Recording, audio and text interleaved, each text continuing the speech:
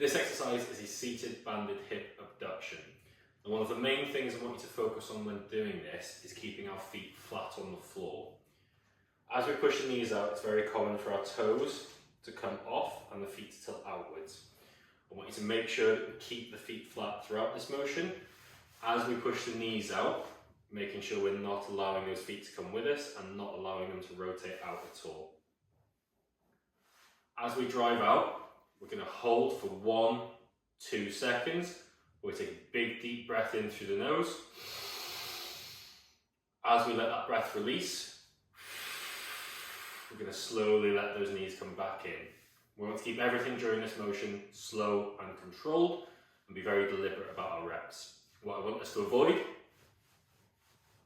is doing things like this. I'd also like us to be aware that the lower down our seat is and the greater the angle of hip flexion we have, the harder and more stressful this exercise is going to be.